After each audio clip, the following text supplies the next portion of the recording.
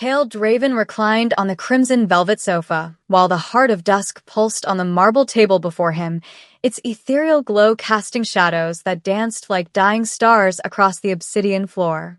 His eyes were barely open, his centuries-old body arranged in perfect mimicry of his death sleep, every inhale calculated, every muscle deliberately still.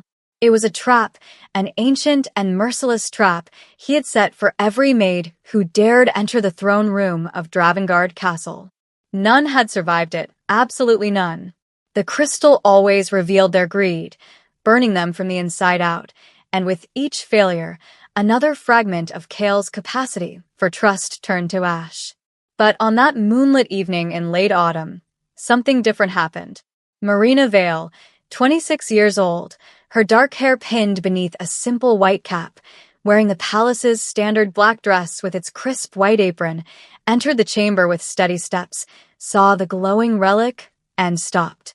Cale felt something he hadn't experienced in 4 centuries. His undead heart stuttered in his chest as he watched through half-lidded eyes. It was always at this moment, the moment of revelation, the moment when mortals showed who they truly were when they believed death itself was sleeping. Marina approached the table. Her hands, calloused from years of labor, hovered over the pulsing crystal. Cale braced himself for the screaming, the inevitable combustion, but then she did something that he had never, in his 847 years of existence, in all his meticulously crafted tests, witnessed. Something so unexpected, so impossibly gentle and, at the same time, profound, that it made every certainty he held about humanity, about magic, about his own dead heart, shatter like ancient glass. This quiet maid who earned barely enough to feed herself, who walked 3 miles through dangerous woods each day to reach the castle gates, had just done something that froze the vampire king on his sofa, and what began as suspicion would transform into the most improbable tale the immortal realms would whisper about for generations to come. A story about what remains when everything else is taken, and about how sometimes the most powerful creatures must pretend to sleep to finally awaken. Cale Draven hadn't been forged from ice and shadow. There was a time, centuries ago, when he smiled, when he walked among his people without fear, when he believed the ancient alliance between vampires and the Seraphborn would last forever. But that was before the Night of Broken Oaths, before he discovered that his closest council member, Lord Erasmus Thorn, the advisor he had trusted for 300 years, had orchestrated the genocide of the entire Seraphborn bloodline to seize their sacred relics. Erasmus had stolen the memory of Cale's vow directly from his mind using forbidden blood magic, then vanished into the Shadow Realms with 12 of the kingdom's most powerful artifacts. The hunt lasted 70 years without resolution, but the worst part wasn't losing the relics, it was losing the ability to remember why he had once fought to protect mortals at all. Since then, no maid survived service in Dravengard Castle for longer than a fortnight. Cale had created a system. He would place the Heart of Dusk, the most temperamental and dangerous of the remaining relics, in plain sight during his death sleeps. Any servant who touched it with selfish intent would ignite from within, their screams echoing through the marble corridors as a warning to all who followed. He observed everything from the shadows, his 3 elite guards, Ronan Blackthorn, Silas Crow, and Dorian Vex, positioned with crossbows loaded with silverwood bolts. When the relic claimed another victim, he would have their ashes swept away without ceremony, without remorse, without a flicker of the compassion he'd buried alongside the Seraphborn, 17 servants in 4 centuries. His reputation across the vampire territories was absolute, the undead king whom none could serve. The castle itself sprawled across a mountaintop shrouded in perpetual twilight, its 7 towers piercing the crimson clouds. An abandoned observatory where he once studied stars with his Seraphborn allies, gardens overrun with night-blooming flowers that no one tended, chambers filled with covered mirrors because he could no longer bear his own reflection, Gothic architecture soaked in moonlight and regret, and a suffocating silence that emanated from every shadowed corridor. Cale ruled with absolute precision, attended council meetings that lasted until dawn, fed on the blood of willing donors without tasting it, slept his death sleeps alone, lived an existence where every century was counted, every decree calculated, every emotion buried so deep that even he had forgotten where he'd hidden his humanity. When Marina Vale appeared for her interview that previous Monday, he nearly dismissed her before she reached the throne room doors. Her uniform was faded from repeated washing, her boots were worn but polished, and she carried herself with a stillness that reminded him of someone, though he couldn't remember who.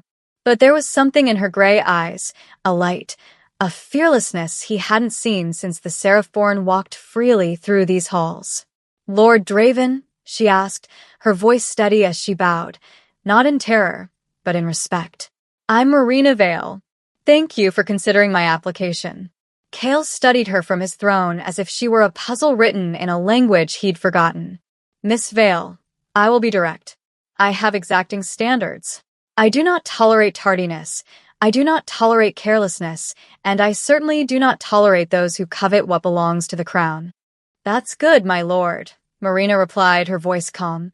"Because I arrive before dawn, I treat ancient things with the reverence they deserve, and my grandmother always said I was cursed with an honest tongue.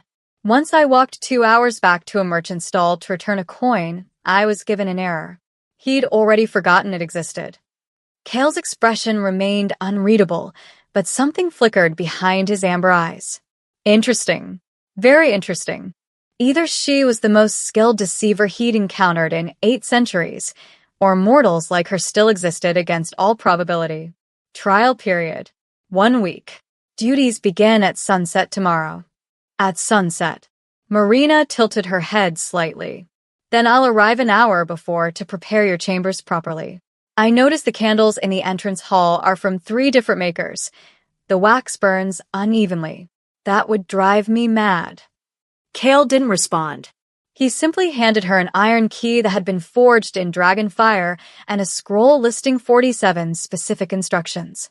Marina accepted both, bowed again, and left humming a melody that made his dead heart ache with phantom memories. That night, Cale prepared the final test with the precision of an executioner.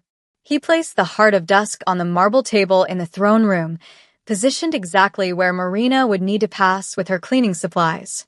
He summoned Ronan, Silas, and Dorian, instructing them to hide in the shadows with weapons ready. He arranged himself on the crimson sofa in perfect stillness, practicing the death-sleep posture he'd perfected over centuries. The next evening, at precisely 1 hour before sunset, the castle bells chimed with Marina's arrival. Cale descended the grand staircase and opened the iron doors himself. Marina stood there with a worn leather satchel over her shoulder. "Good evening, Lord Draven. I brought tea from the village, blackthorn and moonflower. The castle feels like it needs warmth." Before he could refuse, Marina was already moving through the entrance hall, lighting candles with practiced efficiency, adjusting their placement so the light fell in softer patterns.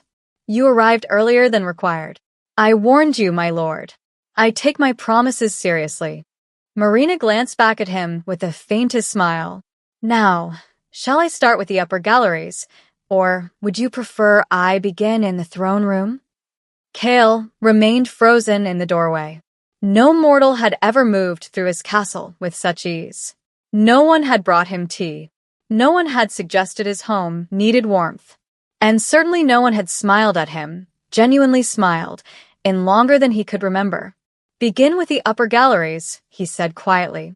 "The throne room can wait."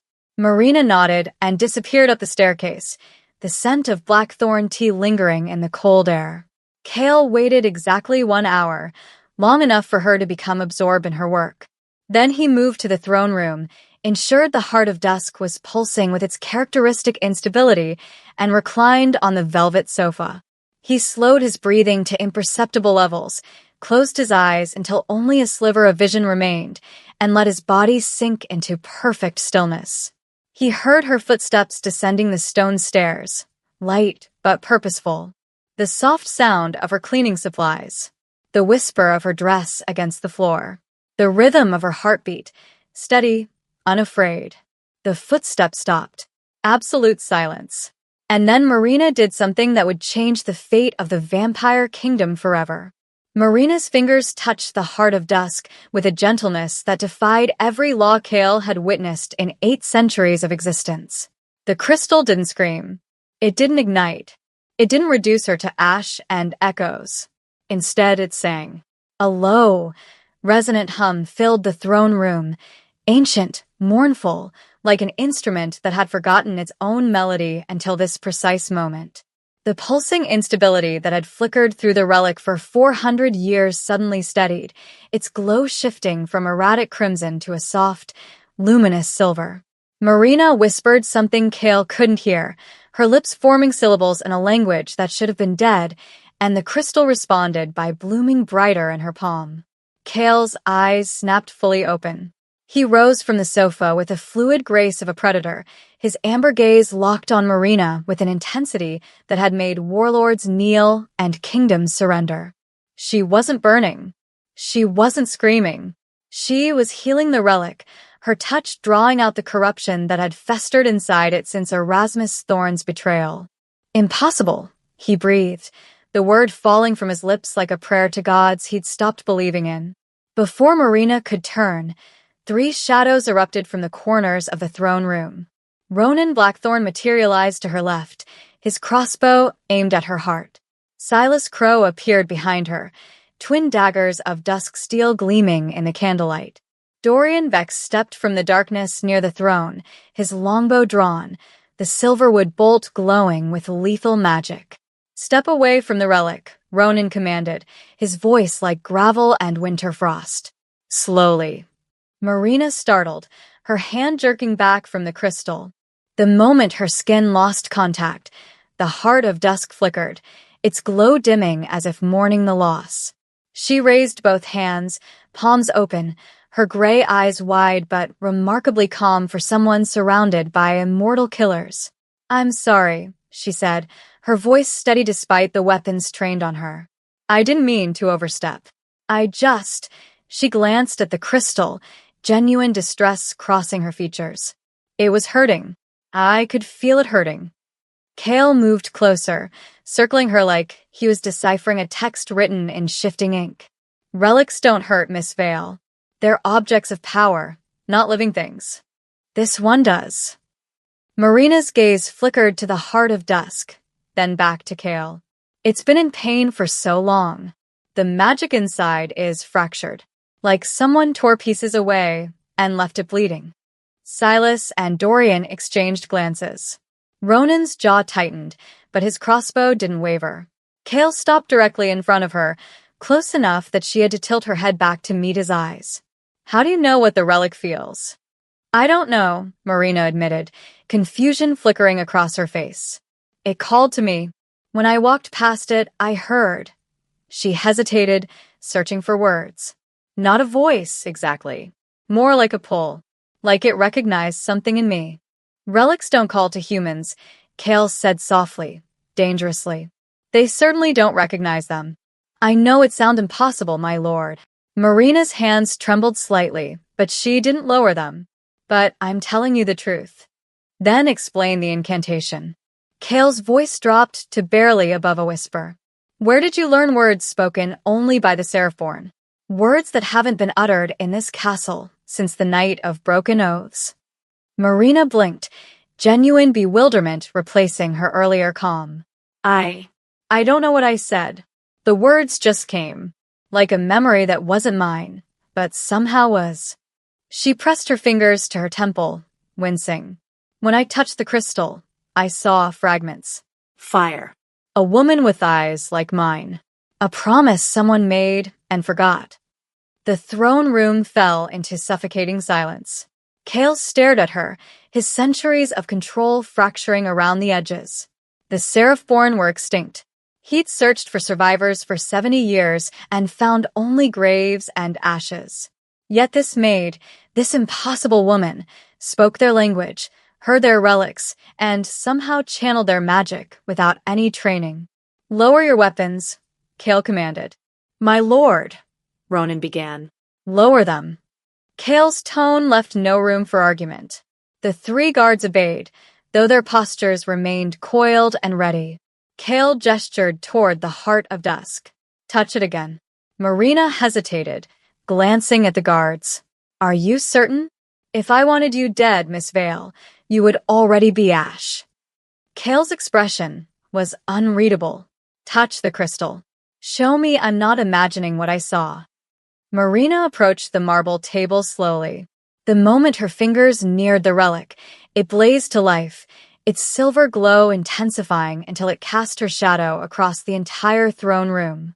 She placed her palm fully on its surface, and the heart of dusk pulsed in perfect rhythm with her heartbeat, steady, warm, alive in a way it hadn't been since the Seraph-born walked these halls. Ronan cursed under his breath in Old Vampiric. Silas leaned against the nearest column, eyes wide. Dorian simply stared, his usually stoic expression cracking into something resembling awe. "Well," Kale murmured, his mind racing through centuries of knowledge, searching for any explanation that didn't defy everything he understood about magic and bloodlines. "It appears we need to conduct a formal relic test." He spent the next hour subjecting Marina to every verification ritual he could remember. She held ancient artifacts that should have rejected mortal touch. She stood in a circle of protective wards designed to repel anyone without Seraph-born blood. She spoke activation phrases for relics that hadn't responded in 4 centuries, and every single one answered her call. By the time the moon reached its zenith, Kale stood before an irrefutable truth. Marina Vale carried the blood of a lineage that should no longer exist. And somehow, impossibly, she had no idea. "You will remain in the castle," Kale announced, his voice carrying absolute authority. "Not in the servants' quarters. I'm assigning you chambers in the East Tower. You don't leave Dravengard's walls without my permission, and you certainly don't touch any more relics without my supervision." Marina's exhaustion was evident, but she nodded. "As you command, my lord." "This isn't a command, Miss Vale. This is a precaution." Kale's amber eyes held hers with an intensity that made her breath catch. "What you are should be impossible. Until I understand how you're possible, you stay where I can see you." By dawn, whispers had already begun spreading through the castle like wildfire through dead leaves. The new maid touched the heart of dusk and lived. The king's test failed for the first time in centuries. The girl must be blessed, or cursed. Perhaps she's a spy, a weapon, a miracle. Kale heard every rumor, dismissed none of them, and trusted nothing except the evidence of his own eyes. Marina Vale was dangerous in ways she didn't comprehend. And he, who had sworn never to let another soul close enough to wound him, now found himself binding her to his side. In the small but surprisingly comfortable chambers of the East Tower, Marina sat on the edge of an actual bed, not a servant's cot, but a real bed with velvet curtains and silk sheets. Her hands still tingled from touching so many ancient objects, her mind spinning with fragments of memories that couldn't possibly be hers. She stared at her reflection in the darkened window, seeing her grandmother's face superimposed over her own. The old woman had died whispering about castles and promises, about a king who forgot, and a bloodline that remembered. Marina had thought they were fever dreams. Now she wasn't certain. "I didn't think it would awaken him," she whispered to the darkness, her voice barely audible even to herself. But in the throne room 3 floors below, Kale heard those words as clearly as if she'd spoken them directly into his ear, because for the first time in 4 centuries, his undead heart had begun to listen. Kale didn't sleep that day. While the sun burned beyond the castle's enchanted walls, he stood in the archives of eternal night, a chamber carved into the mountain itself, its walls lined with texts bound in leather, dragon scale, and things that had once been alive. Dust motes drifted through the air like captured stars as he pulled volume after volume from shelves that hadn't been touched in centuries. The Compendium of Lost Bloodlines. Chronicles of the Seraph-born Alliance. Treaties written in blood and starlight. He laid them across the obsidian table, his fingers tracing illustrations of people who looked disturbingly like Marina. The gray eyes. The particular angle of the cheekbones. The way they held their hands when touching sacred objects, reverently, as if the relics were living things that deserved gentleness. The Seraphborn had been humanity's bridge to the divine, mortals born with the ability to commune with magical artifacts, to heal corrupted enchantments, to serve as keepers of the boundary between the mortal and immortal realms. They'd been the vampire kingdom's most trusted allies for 3,000 years, until Lord Erasmus decided their power was too valuable to share. Cale's jaw tightened as he read the execution records. Every Seraphborn settlement burned, every temple razed, every child, every elder, every keeper of the ancient ways gone. He'd searched for survivors until the search itself became a kind of madness, but there had been nothing. Only graves and the lingering scent of betrayal. Yet Marina existed. A sharp pain lanced through Cale's temple, not physical, but the phantom ache of a memory trying to surface through magical barriers. He gripped the table's edge, his vision fracturing. Fire. So much fire. A woman kneeling in ash, her gray eyes meeting his as blood soaked through her robes. "Promise me," she whispered, her hand reaching for his. "Swear you'll protect them. Swear on your eternal soul." "I swear," Cale heard himself say, his voice younger, less hollow. "I swear by blood and shadow, I will guard your descendants until the stars fall." Her smile, sad and knowing. "Then remember, Cale Draven. When the memory tries to hide, remember." The vision shattered like glass. Cale stumbled backward, breathing hard, an unnecessary habit from a mortal life he barely recalled. His hands were shaking. He stared at them as if they belonged to someone else. "My lord," Ronan's voice cut through the silence. The guard stood in the doorway, his expression unreadable. "The maid is awake. You ordered her brought to the relic chamber at moonrise." Cale composed himself with centuries of practice, but something in Ronan's gaze suggested the guard had seen more than Cale wanted him to. "Gather Silas and Dorian. This test requires witnesses." The relic chamber existed in the castle's deepest level, accessible only by a staircase that spiraled down into living stone. Marina descended carefully, her simple gray dress replaced with something more practical, dark trousers and a white blouse the castle steward had provided. She looked less like a maid and more like what she was becoming, a mystery Cale couldn't afford to ignore. The chamber itself was circular, its walls honeycombed with alcoves containing artifacts from every era of vampire history. Swords that had slain dragons, crowns worn by forgotten kings, crystals that pulsed with imprisoned starlight, and in the center, on a pedestal of black marble, sat a collection of items Cale had arranged specifically for this test. Marina paused at the threshold, her breath catching. "I can feel them," she whispered. "They're all singing. Different notes, but the same song." Silas, leaning against the wall with his arms crossed, raised an eyebrow. "She hears them like we hear heartbeats." "Or she's a very talented liar," Ronan muttered, his hand resting on his sword hilt. "My lord, with respect, this could be an elaborate deception. A spy trained to mimic Seraphborn abilities." "By whom?" Dorian asked, his tone genuinely curious rather than confrontational. "The Seraphborn have been extinct for 4 centuries. Who would have the knowledge to train such a spy?" "Someone who wants the king distracted," Ronan replied. "Someone who knows our history well enough to exploit it." Cale raised a hand, silencing them both. "Miss Vale, approach the pedestal." Marina moved forward, her steps slow but steady. The moment she came within 3 feet of the artifacts, every single relic began to glow. A dagger hummed in its sheath. An amulet lifted slightly, as if drawn to her. A mirror surface rippled like disturbed water. "Touch the chalice of dawn," Cale instructed, pointing to a silver cup engraved with symbols that predated written language. "It was forged by the first Seraphborn and given to my predecessor as a sign of alliance. It hasn't responded to any touch, vampire or mortal, in 300 years. Marina reached for the chalice hesitantly. The instant her fingers brushed the silver, it blazed with light so pure and bright that Silas shielded his eyes. The engravings came alive, flowing across the surface like liquid gold, forming patterns that spelled out words in the old tongue. "What does it say?" Marina asked, staring at the shifting symbols. Kale's voice was barely audible. "Guardian returns. Memory wakes. The oath remembers what the king forgot." The chalice's light faded, but it continued to emit a soft warmth in Marina's hands. "She's Seraph-born," Silas said quietly, something like wonder in his usually cynical tone. "She has to be.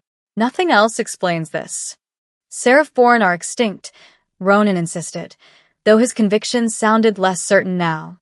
"Clearly they're not," Dorian observed. "The question is, how did one survive, and why does she have no knowledge of what she is?" Marina set the chalice down carefully, turning to face Kale. "My lord, I need to tell you something." Her voice wavered slightly. "Something I should have mentioned when I first arrived." Kale's amber eyes locked onto hers. "Speak." "My village, Thornwick, in the Eastern Valleys, was destroyed 3 years ago." Marina's hands clenched at her sides. "Night creatures came. They killed everyone. My parents, my neighbors, children I'd watched grow up." Her voice broke, then steadied. "They wore your crest, Lord Draven.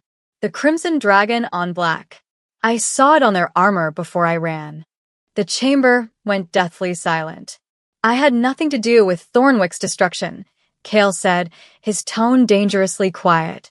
"I give you my word." "Then who did?" Marina's eyes glistened, but no tears fell. "Who used your symbol to murder innocent people?" Kale wanted to answer. The words were there, explanations about rogue vampires, about enemies who would use his crest to sow discord, about investigations that had yielded nothing.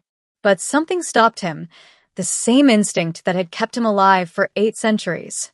Saying too much would reveal how deeply Thornwick's destruction had troubled him, how he'd sent his best trackers to find the perpetrators and found only cold trails and dead ends. "That is what I intend to discover," he said instead. Marina studied his face, searching for deception, and apparently finding none. "I came here because I needed to know if you ordered it. If the Vampire King was truly the monster the survivors claimed. And now that you've touched my relics, heard them sing, stood in my castle without burning?" Kale moved closer, his presence overwhelming in the confined space. "What do you believe?" "I believe," Marina said carefully, "that I don't understand anything anymore. Not about you, not about these relics, not about why my grandmother spent her last breath telling me to find Dravengard Castle and remind the king of his promise." Kale felt the world tilt. Another flash of memory. The dying woman, her gray eyes, her whispered words. He turned away before Marina could see his expression fracture. "You'll continue your work in the castle, but you'll also begin training with the relics. If you carry Seraph-born blood, you need to understand what that means." "And if I refuse?" Kale glanced back, his face an unreadable mask once more. "Then you'll spend the rest of your mortal life wondering why every magical artifact in the kingdom responds to your touch like you're the answer to a question they've been asking for 400 years. Marina held his gaze for a long moment, then nodded. "I'll train." That night, Kale returned to his private chambers and did something he hadn't done in decades. He stood before the mirror and truly looked at himself, at the creature he'd become. All sharp edges and cold calculations. A king who trusted no one because trust had been burned out of him along with his capacity for warmth. Yet when Marina looked at him, he felt something stirring beneath the ice. Something dangerous and terrifying and achingly human. His gaze drifted to the heart of dusk, which he'd brought to his chambers for observation. The crystal pulsed on his desk, its rhythm different than before, steadier, stronger, as if Marina's touch had awakened something dormant inside it. As Kale watched, the crystal's glow intensified. Patterns began forming in its depths, shadows and light arranging themselves into shapes that looked disturbingly like memories trying to surface. The relic was changing, and Kale realized with a cold certainty that whatever memory was locked inside the heart of dusk Whatever truth Erasmus Thorn had stolen from his mind 4 centuries ago, it was finally preparing to reveal itself. Because Marina Vale, impossible and dangerous and achingly alive, had done what no one else could. She'd awakened what was meant to stay sleeping forever. 3 nights later, Kale summoned Marina to his private study, a sanctuary he'd permitted no living soul to enter in over 2 centuries. She arrived at midnight, still wearing the training clothes she'd been given for her work with the relics, dark leather pants, and a fitted jacket that allowed free movement. Her hair was pulled back, revealing the graceful line of her neck, and there was a new confidence in the way she carried herself. 3 days of controlled practice with the artifacts had awakened something in her, a recognition of power she was only beginning to understand. "You asked to see me, my lord?" Marina's voice remained respectful, but the trembling uncertainty of their first encounters had been replaced by something steadier. Kale stood by the window, the heart of dusk cradled in his hands. Its pulsing had grown more insistent over the past 72 hours, its light forming patterns that looked increasingly like written language, a language even he couldn't fully decipher. "The crystal has been restless," he said, choosing his words carefully. "Since you stabilized it, something inside has been trying to emerge. A memory, I believe. One that was deliberately sealed." Marina approached slowly, her gray eyes fixed on the relic. "I can feel it too, like someone locked behind a door, knocking to get out. I need you to help me open that door." Kale turned to face her fully, and she saw something in his expression she'd never witnessed before. Vulnerability. "But I warn you, I don't know what we'll find. Memory magic, especially the kind used to seal and steal recollections, can be volatile." "Will it hurt?" "Possibly." Kale's honesty was stark. Memory extractions are painful. Witnessing them can be equally devastating. Marina studied the crystal, then Kale, then made her decision with the same quiet bravery she'd shown every moment since entering Dravengard. "Show me." Kale moved to the center of the study, where a circle had been inscribed into the floor in silver that never tarnished, protective wards older than most kingdoms. He placed the Heart of Dusk on a pedestal within the circle and gestured for Marina to stand beside him. "Place your hand on the crystal," he instructed. "I'll place mine over yours. Together, we may be strong enough to unlock what's hidden." Marina stepped into the circle, the wards humming to life around them with a sound like distant bells. She reached for the Heart of Dusk, her fingers settling on its surface. The moment she touched it, the crystal blazed with recognition. Kale moved behind her, close enough that she could feel the unnatural cold radiating from his body, a reminder of what he was, what he would always be. His hand, larger and marked with scars from centuries of warfare, covered hers completely. "Don't let go," he whispered against her ear. "No matter what you see." "I won't," she promised. Kale began speaking in Old Vampiric, words that predated human civilization, his voice resonating with power accumulated over 8 centuries of existence. The crystal responded, its light intensifying until the entire study dissolved into white brilliance. Then the memory began. The world reformed around them, not the study, but a battlefield at twilight. Bodies lay scattered across scorched earth. The acrid smell of burning filled the air. And there, kneeling in the ash, was Kale. But not the Kale Marina knew. This version was younger somehow, though his face was the same. His eyes held something the current Kale had lost. Hope. He cradled a dying woman in his arms. Marina gasped. The woman's face was her own, or so similar it might as well have been. The same gray eyes, now clouded with approaching death. The same delicate bone structure. The same expression of fierce determination even as life drained away. "Kale," the woman whispered, blood staining her lips. "You have to listen. My bloodline, they'll come for us. For all of us." "Lyanna, don't speak. I'll find a healer. There's no time." Her hand gripped his, with surprising strength. "Promise me. Swear you'll protect my descendants. The Seraph-born can't die out completely. We're the balance. Without us, the relics will corrupt." The magic will turn poisonous. Kale's jaw clenched. I swear it. By blood and shadow, by the eternal night that courses through my veins, I will guard your bloodline until the stars themselves go dark. As he spoke, magic flared between them, ancient binding magic that wrapped around his words like chains of silver fire. A vow that couldn't be broken without destroying the one who made it. Lyanna smiled, tears streaming down her face. Thank you, old friend. Tell them I loved them. Every generation that comes after. Tell them. She died in his arms, the light fading from her eyes. The memory should have ended there. Marina felt Kale's hand tighten over hers, felt his entire body go rigid with grief he'd forgotten he could feel. But the vision continued. The scene shifted. Weeks later, perhaps months, Kale stood in a council chamber Marina recognized. It was directly below the current throne room, though the furnishings were different, older. You're too attached to the mortals, a voice said.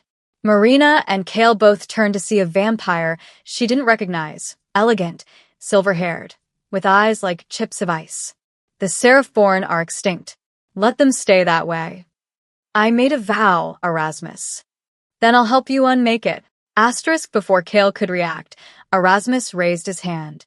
Black tendrils of magic, forbidden blood magic, the kind that required sacrifice, shot forward and wrapped around Kale's skull. Asterisk. Kale screamed. The sound was inhuman, agonized, as Erasmus reached into his mind and began tearing out pieces. Memory fragments scattered like ash.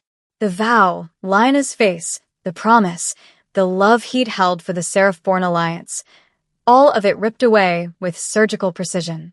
You'll thank me later, Erasmus said as Kale collapsed. Sometimes mercy requires cruelty. The memory released them violently. Marina and Kale stumbled backwards simultaneously, gasping as if they'd been drowning. The heart of dusk's light dimmed to its normal faint glow, the projection complete. Marina's legs gave out. She sank to her knees, trembling with the weight of what she'd witnessed. Centuries of grief, betrayal, and stolen memories crashed over her like a wave. But Kale stood frozen, his face a mask of devastation. His hands shook. His amber eyes glistened with something that might have been tears if vampires could still produce them. Lyanna, he whispered, the name falling from his lips like a prayer. Her name was Lyanna Seraph-born. She was my ancestor, Marina breathed. My grandmother's grandmother, maybe further back. She looked exactly like you. Kale's voice cracked. She looked exactly like you. The silence that followed was suffocating. Marina watched as 8 centuries of control crumbled before her eyes. The vampire king who trusted no one, who had built walls around his heart so high that nothing could scale them, was breaking. I forgot her. Kale's words were barely audible. I forgot my vow. I forgot why I was supposed to protect the Seraph-born descendants. When Thornwick burned, when your village was destroyed, I investigated, but I didn't. He pressed his palms against his eyes. I didn't feel the urgency I should have felt because Erasmus stole that from me. Marina rose on unsteady legs and moved toward him. Every instinct told her to keep her distance, that approaching a vampire in emotional distress was dangerous. But something stronger than instinct guided her. It wasn't your fault, she said quietly. You couldn't protect what you didn't remember. That's not how vows work. Kale lowered his hands, and Marina saw raw anguish in his eyes. When you bind yourself with magic, the universe doesn't care about your excuses. I swore to guard your bloodline. I failed. Erasmus failed you. I should have been stronger. The words erupted from him with volcanic force. I should have felt the vow even without the memory. Something should have pulled me toward your people, toward you, but I felt nothing. Just emptiness where the oath should have been burning. Marina did something then that surprised them both. She reached for his hand, the hand that had held her ancestor as she died, the hand that had made promises he couldn't keep because they'd been stolen from his mind. You're feeling it now, she said softly. The pull. The vow. It's why you can't let me out of your sight. Why every time I touch a relic, You look like you're witnessing a miracle. The magic is still there, Kale. It was just buried. Kale stared at their joined hands, at the way her warmth contrasted with his cold. How many of your people died? Because I forgot. How many villages burned while I investigated half-heartedly, without the urgency the vow should have created? I don't know, Marina admitted. But I know this. You remember now. And you can't change the past, but you can change what happens next.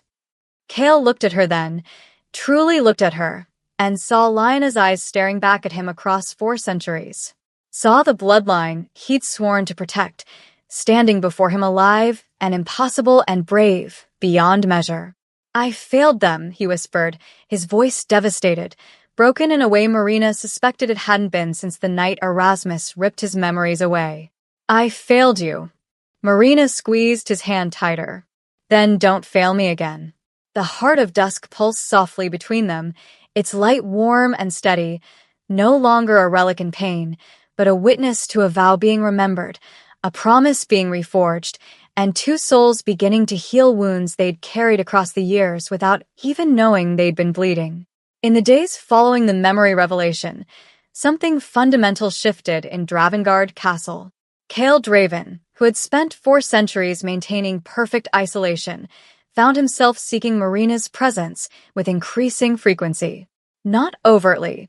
He was still the vampire king, still bound by propriety and centuries of carefully constructed walls. But staff began noticing how their lord would appear in whatever chamber Marina happened to be working in, offering observations about the relics she restored, asking questions about her progress with a gentleness that seemed foreign on his usually severe features.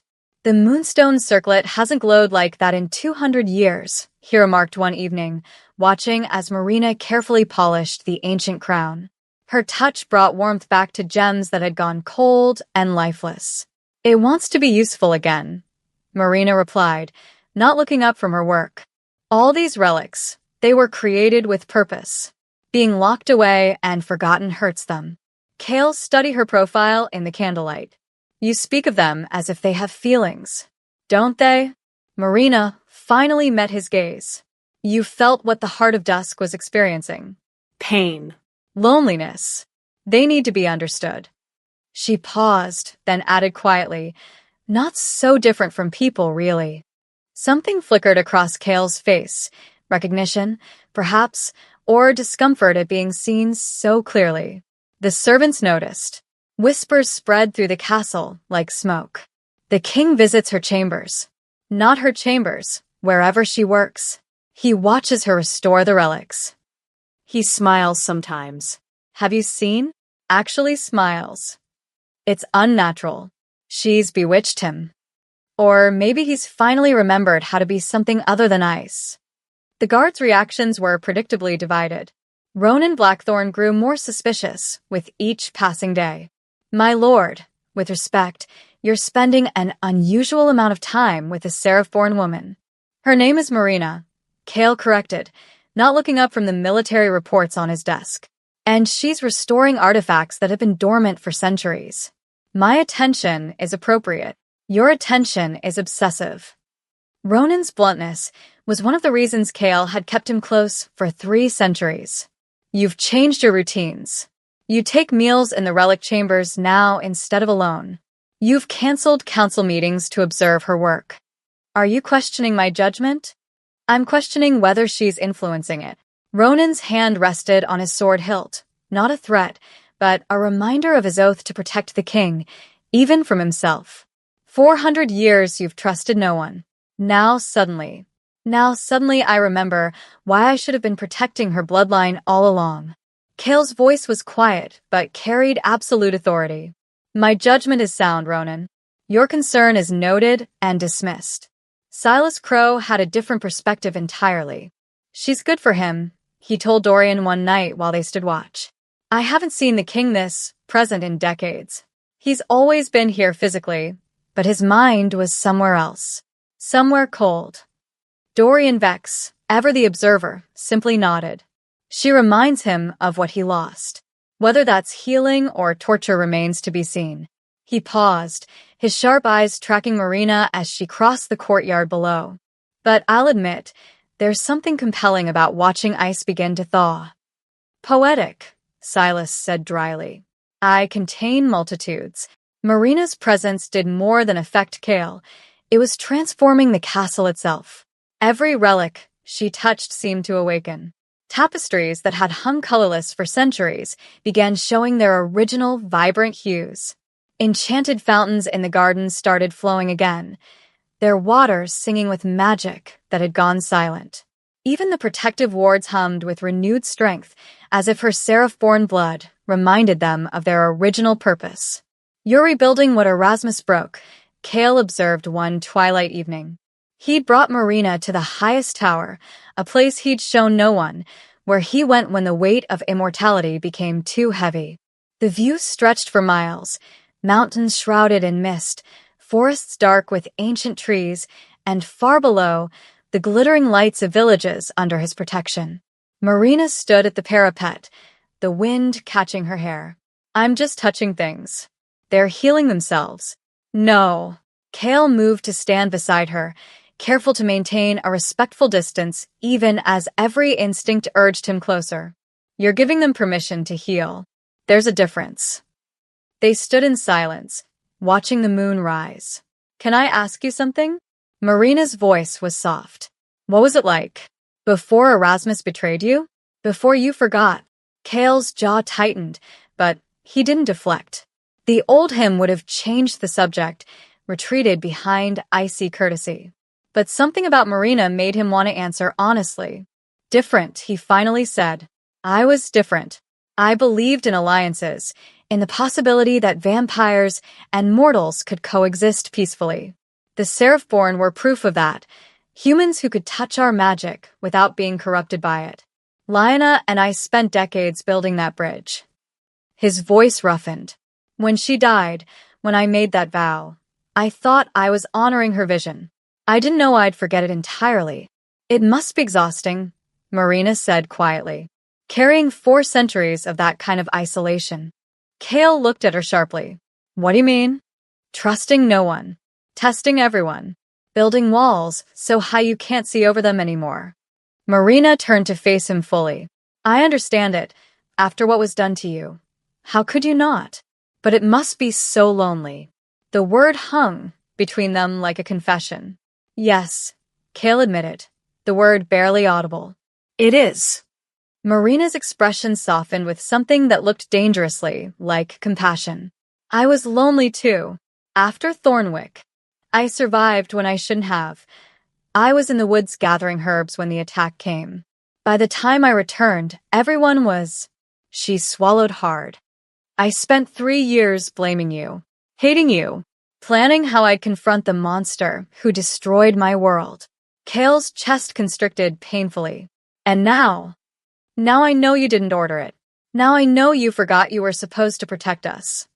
Marina's voice trembled slightly. Now I don't know what to feel. You should still hate me, Kale said, his voice raw. I failed your people. Failed you. The reasons don't change the result. Maybe. Marina stepped closer, close enough that Kale could hear her heartbeat, smell the lavender soap she used, feel the warmth radiating from her skin. But hatred is exhausting too. And I'm tired of carrying it. They stood facing each other on the highest tower of Dravengard Castle, the wind swirling around them, the moon casting silver light across their features. Kale's amber eyes locked with Marina's gray ones, and something passed between them. Understanding, recognition, the beginning of something neither could name, but both felt with devastating clarity. Kale raised his hand slowly, giving her time to retreat. When she didn't, he brushed his fingers against her cheek with a gentleness that contradicted everything people believed about vampire kings. You terrify me, he whispered, more than any army, any betrayal, any threat I've faced in 8 centuries. Because you make me want things I buried so deep I thought they were dead. Marina leaned into his touch, her eyes never leaving his. What things? Hope, Kale breathed. Connection. The possibility that I could be something other than the cold creature I've become. You already are, Marina said softly. You just needed someone to remind you. Kale's thumb traced the line of her jaw, his expression a mixture of longing and restraint. The space between them felt charged with electricity, with possibility, with 4 centuries of grief meeting 3 years of loss and finding unexpected solace. Neither moved closer. Neither pulled away. They simply existed in that moment. The vampire king and the seraph-born descendant, bound by ancient vows and new understanding, balanced on the edge of something that could save them both or destroy everything. Then, cutting through the night like a blade, a horn blast echoed across the mountains. One long note, then 2 short notes. The alarm signal. Kale's expression transformed instantly from vulnerable to lethal. His hand dropped from Marina's face as he turned toward the sound, every muscle coiling with predatory readiness. "What is it?" Marina asked, already knowing from his reaction that something was terribly wrong. Ronan burst through the tower door, breathing hard. "My lord." Rogue vampires spotted at the eastern border. Same corrupted crests as before. His eyes flicked to Marina, then back to Kale. "They're heading toward the villages under our protection." Kale's face became a mask of cold fury. "How many?" "At least 20. Maybe more.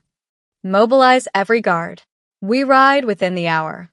Kale moved toward the door, then paused, looking back at Marina with an intensity that made her breath catch. "Stay in the castle. Lock yourself in the relic chamber. Don't open the door for anyone except me." "Kale, promise me." His voice carried the weight of his ancient vow, the memory of failure, the terror of losing someone else he was bound to protect. "Please." Marina saw the fear in his eyes, real, raw, unhidden fear, and nodded. "I promise." He held her gaze for one more heartbeat, then disappeared down the stairs with Ronan, leaving Marina alone on the tower with the wind and the distant sound of horns calling warriors to battle.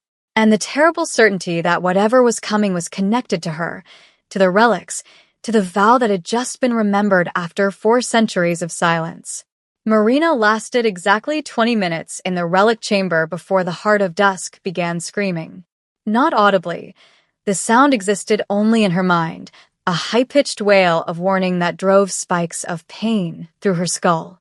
She pressed her hands against her temples, trying to block it out, but the crystal's voice only grew more insistent. "Danger. Blood. Death. The Vowkeeper needs you." "I promise to stay," Marina whispered to the empty chamber, but her hands were already reaching for the Heart of Dusk, already wrapping it in cloth and tucking it into the leather satchel she'd been given for transporting relics. "He will die if you stay. The oath demands action." Marina had spent 3 years surviving alone after Thornwick burned. She'd learned to trust her instincts, learned that sometimes the safe choice was the wrong one.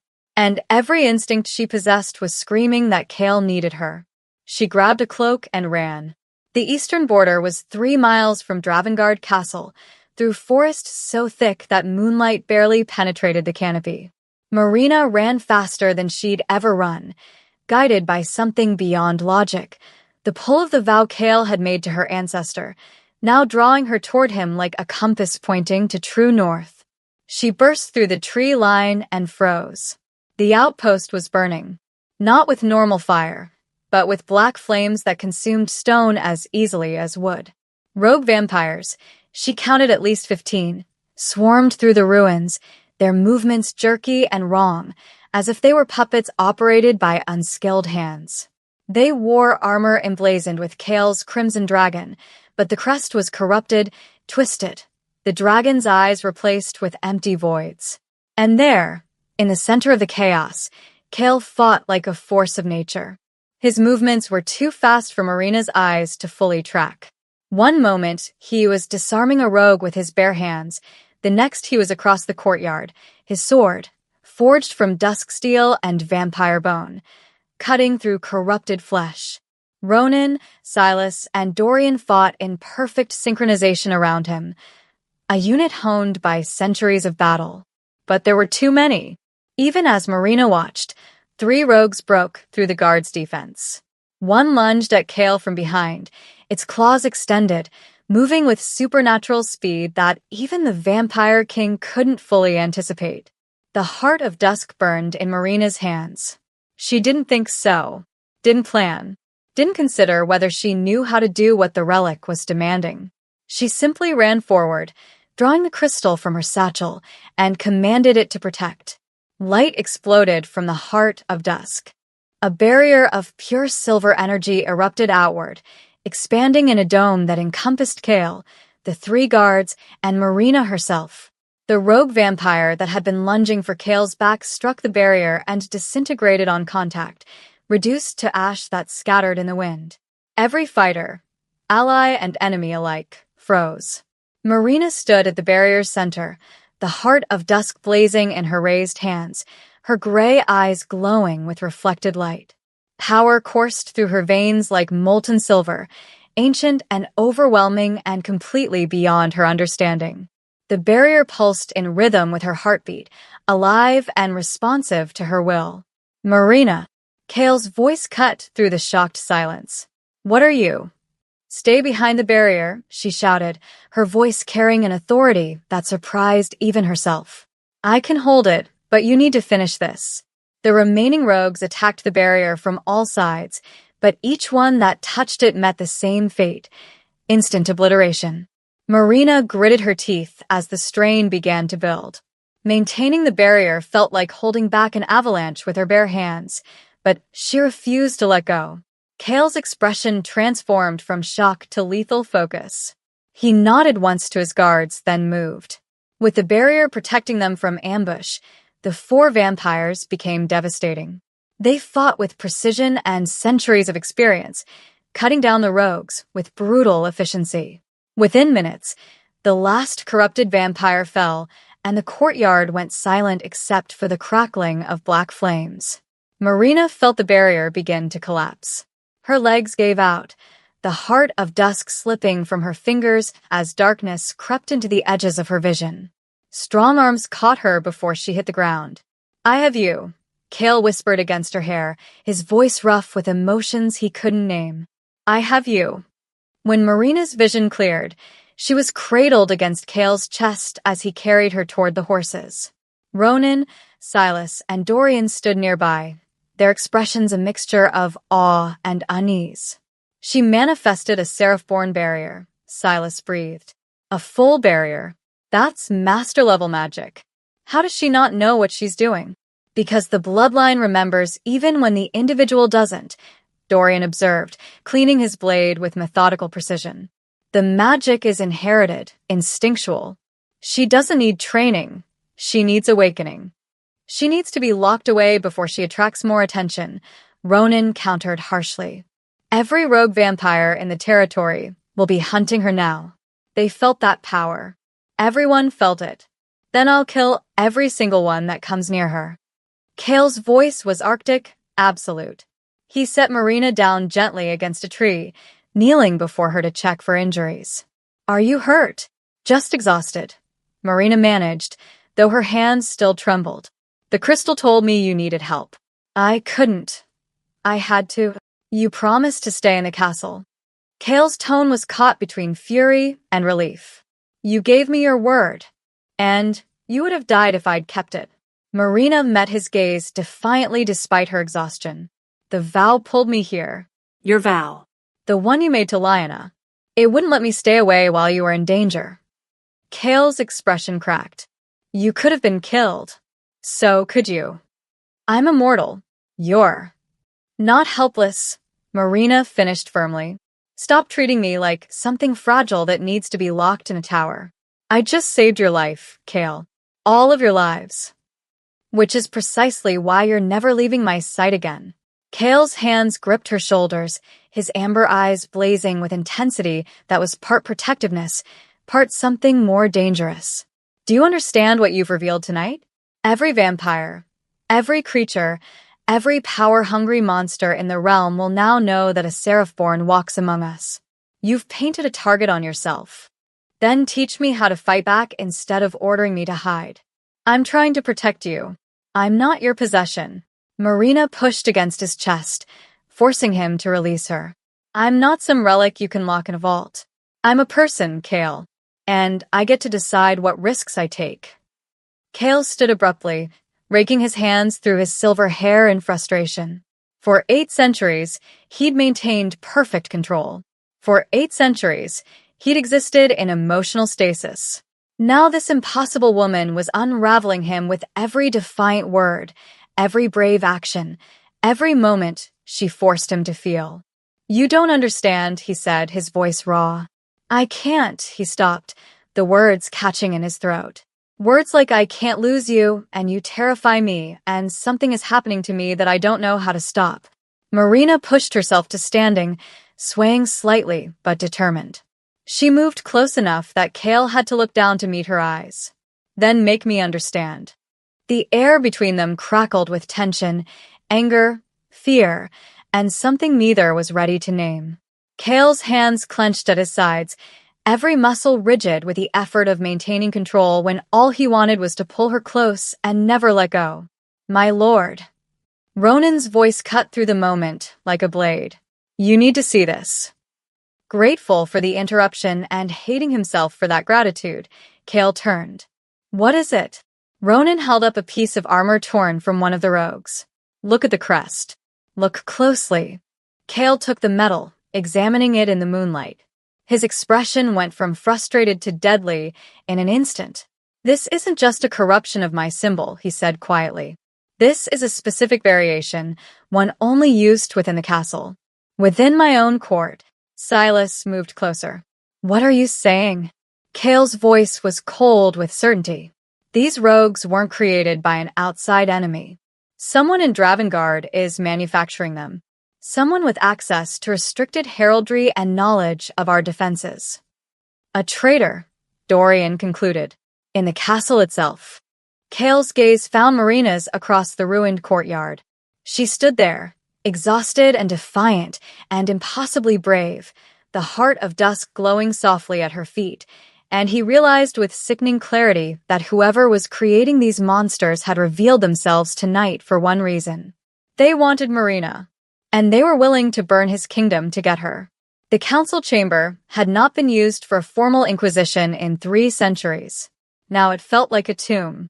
Kale sat at the head of the obsidian table, Marina positioned directly to his right, a placement that had already caused murmurs among the assembled council members. Ronan, Silas, and Dorian stood behind the king's chair, a silent wall of lethal intent. The armor fragment, Kale began, his voice devoid of inflection, was forged in our own smithies. The corrupted crest uses a seal that only 7 vampires in this castle have access to. His amber eyes swept the room. One of you has been creating rogues and sending them to kill innocents under my banner. Silence, thick and suffocating. Then Lord Matthias, ancient even by vampire standards, leaned forward. Perhaps we should discuss why the king has elevated a mortal servant to such a position of trust. This irregularity suggests compromised judgment. Careful, Matthias. Kale's tone could have frozen sunlight. You're deflecting. I'm observing. Matthias's eyes, pale and calculating, fixed on Marina, a maid who touches relics and levs, who manifests seraph-born powers, who arrives at Dravengard precisely when rogues begin appearing. He smiled without warmth. Some might call that convenient. Marina felt the weight of every gaze in the room. She started to respond, but Kale raised his hand. Lady Marina is under my protection. Her lineage has been verified. Her loyalty is beyond question. Each word was pronounced with absolute authority. Unlike others in this room, Matthias's expression flickered. Just for a moment, but Kale caught it. You're afraid, Kale said softly, rising from his chair. Not of rogues. Of her. Why would you fear a seraph-born, Matthias, unless you had reason to want them extinct? This is absurd. You were Erasmus Thorne's apprentice, Kale continued, pieces falling into place with terrible clarity.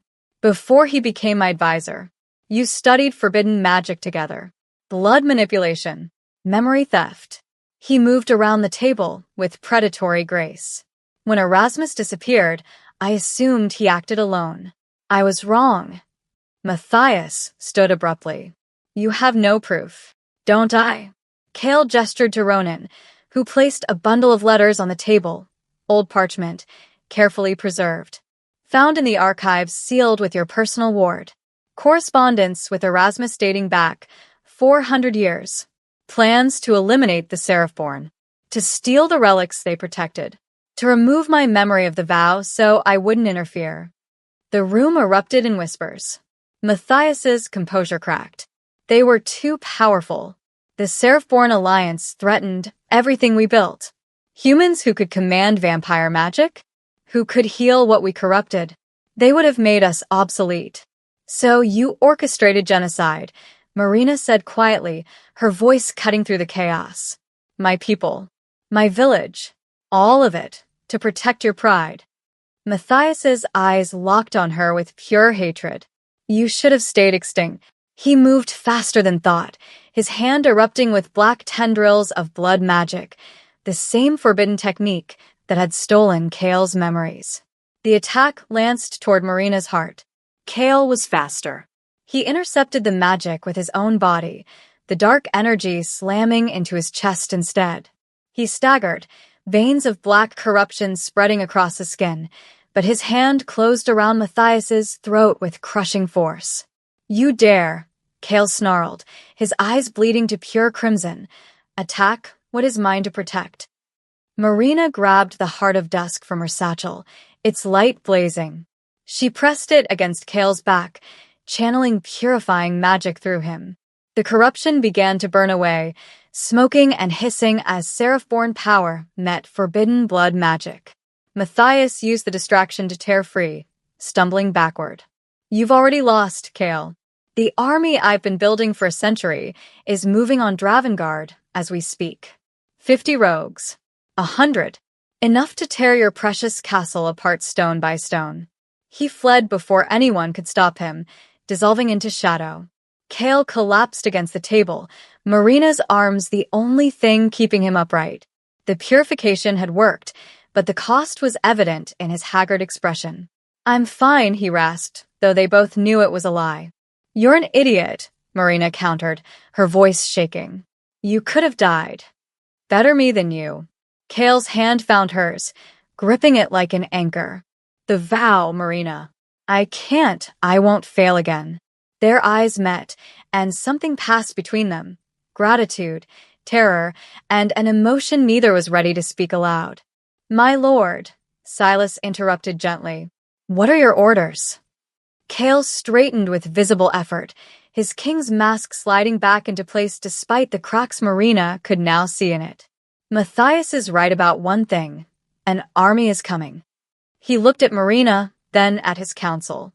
Lady Marina Vale is hereby named Keeper of the Relics, with all rights and protections that position entails. She is Seraphborn, heir to Lina's bloodline, and under my personal guard.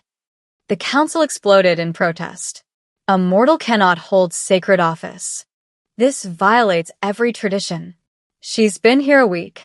Enough. Kale's voice resonated with centuries of command. The Seraphborn were our allies for 3 millennia before they were betrayed. I'm correcting that betrayal. Anyone who disagrees can leave my service. Silence fell, hostile and crackling with tension. Marina stood, her legs still unsteady. I accept the responsibility, and I swear I'll use everything I am to protect this kingdom, even from those within it who would rather see it fall than change. The words hung in the air like a challenge. Before anyone could respond, horns blared across Dravengard. Not the controlled warning from before, but chaos, multiple horns, urgent and desperate. Ronan's face went grim. They're here. Through the chamber's window, they could see torches in the distance. Hundreds of them. Moving through the forest toward the castle, like a tide of fire and death. Kale moved to the window, Marina beside him. His hand found hers again, and this time he didn't let go. This is what Matthias wanted, he said quietly. To force me to choose between defending my kingdom and protecting you. Marina squeezed his hand. Then we don't give him the satisfaction of that choice. We fight together. Kale looked down at her, This impossible woman who had walked into his life and shattered every certainty he'd built over 8 centuries. His thumb brushed across her knuckles, gentle despite the violence approaching. Together, he agreed, the word a vow more binding than any magic. The horn screamed again, closer now. The battle for Dravengard Castle was beginning. The outer walls fell within the hour, not from structural failure, but from sheer overwhelming force. Wave after wave of corrupted vampires threw themselves against Dravengard's defenses, their movements coordinated with unnatural precision. These weren't mindless monsters. Matthias had crafted them with purpose, with strategy, with 4 centuries of planning behind every strike. Cale fought at the front line, a whirlwind of dusk steel and ancient fury. His sword carved through corrupted flesh with surgical precision, each movement honed by 800 years of warfare. Ronan, Silas, and Dorian formed a triangle around him, their coordination flawless even as blood, both black and red, painted the courtyard stones. But they were outnumbered 5-1. Fall back to the inner keep, Cale commanded, his voice carrying over the chaos. Regroup at. Pain exploded through his chest. Cale looked down to see black tendrils wrapped around his torso, pulsing with forbidden magic. Matthias emerged from the shadows behind him, his hands wreathed in the same dark energy that had stolen Cale's memories centuries ago. You should have let the Seraphborn die, Matthias hissed. Should have let the past stay buried. The corruption spread through Cale's veins like poison, dropping him to his knees. His sword clattered to the ground. Through dimming vision, he saw his guards fighting desperately to reach him, but the rogues formed an impenetrable wall between them. This is how it ends, Cale thought distantly. After everything, undone by the same magic that stole my memories. Then light erupted across the battlefield. Silver, pure, and absolutely devastating. Marina stood at the keep's entrance, the heart of dusk blazing in her raised hands like a captive star. But this wasn't the defensive barrier from the outpost. This was something far more powerful, more ancient, more terrifying in its raw magnitude. Enough! Her voice resonated with power that didn't belong to any mortal throat. The light expanded outward in a wave, and where it touched the corrupted vampires, they began to change. The black veins receded. The void eyes cleared. The twisted magic that bound them to Matthias's will burned away like morning mist. Marina walked forward, each step deliberate despite the immense strain evident in her trembling frame. The heart of dusk pulsed in rhythm with her heartbeat, and Cale realized with awe that she wasn't just channeling its power. She'd merged with it completely, her Seraphborn blood and the relic's magic becoming one. Marina, stop. Cale gasped, fighting against the corruption still wrapped around his chest. It's too much, you'll kill yourself. She reached him, never breaking stride. Her hand touched his face, and where her skin met his, the dark tendrils burned away. Cale felt the forbidden magic retreating, purified by the sheer force of her presence. I won't lose you, Marina said, her voice her own again but underscored with ancient determination. Not to him. Not to anyone. Matthias snarled, gathering more blood magic for a killing strike. Insolent child. 3 crossbow bolts struck him simultaneously. Ronan, Silas, and Dorian had fought through the thinning rogues, their weapons trained on the traitor with lethal precision. Matthias staggered, black blood seeping from the wounds, but he wasn't finished. If I die, he spat, this castle dies with me. I've woven my magic into its foundations for centuries. When my heart stops, Dravengard crumbles. Marina raised the heart of dusk higher. Then I'll hold it together. She released the relic's full power. Light consumed everything, the courtyard, the walls, the sky itself. Cale felt Marina's magic weaving through every stone of Dravengard, replacing Matthias's corruption with something clean and strong and alive. The purified vampires collapsed, freed from their enslavement. The remaining rogues disintegrated, and Matthias, the architect of 4 centuries of suffering, burned to ash with a scream that echoed across the mountains. Then Marina fell. Kale caught her before she hit the ground, the heart of dusk tumbling from her limp fingers. Her skin was paper white, her breathing shallow, her heartbeat so faint he had to strain his supernatural hearing to detect it. "No," he breathed, gathering her against his chest. "No, Marina, stay with me. Stay with me." Her eyes fluttered open briefly, unfocused. "Did we win?"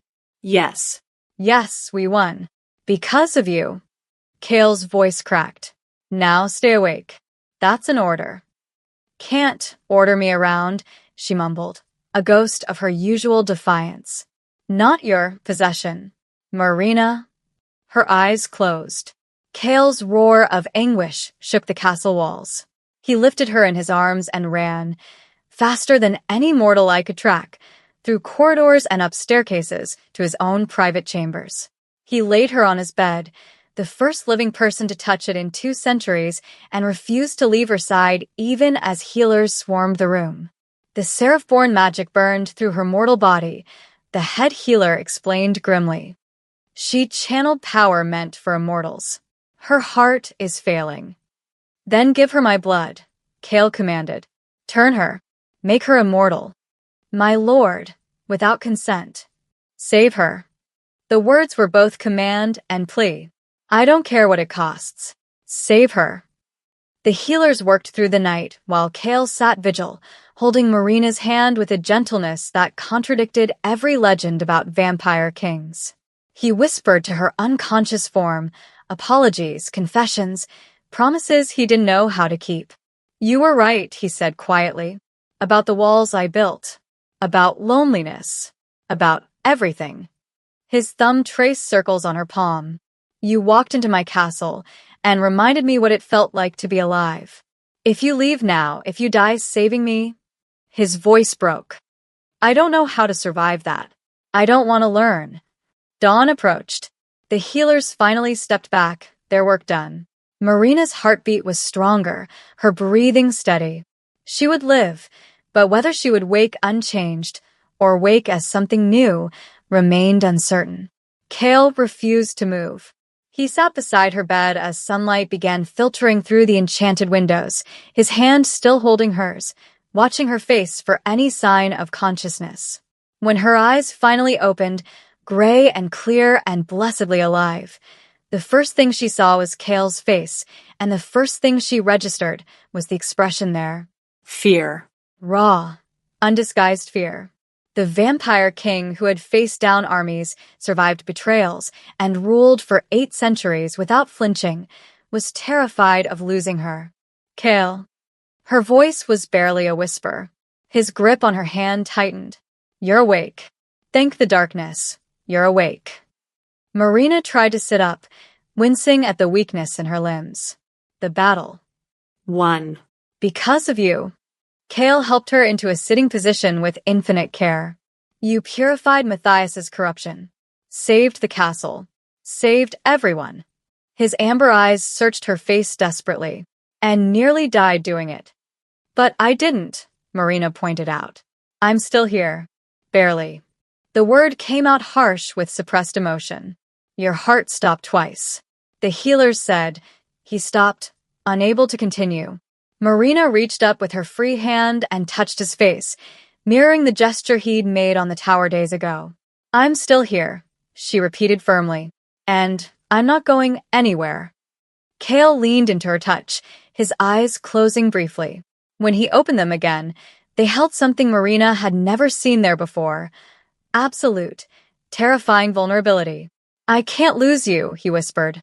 "I know I have no right to ask, no claim to make, but Marina, I can't." And in that moment, sitting in the Vampire King's chambers with dawn light streaming through windows and their hands still intertwined, Marina understood what neither of them had been brave enough to say. This wasn't just about ancient vows or seraph-born magic. This was something infinitely more dangerous. This was love beginning to take root in hearts that had both forgotten how to let anyone in. 3 days after the battle, when Marina could finally walk without assistance, Kale came to her chambers at midnight. "Come with me," he said quietly, offering his hand. "There's something I want to show you." She took his hand without hesitation, letting him guide her through corridors she'd never explored, down staircases that spiraled into the castle's heart.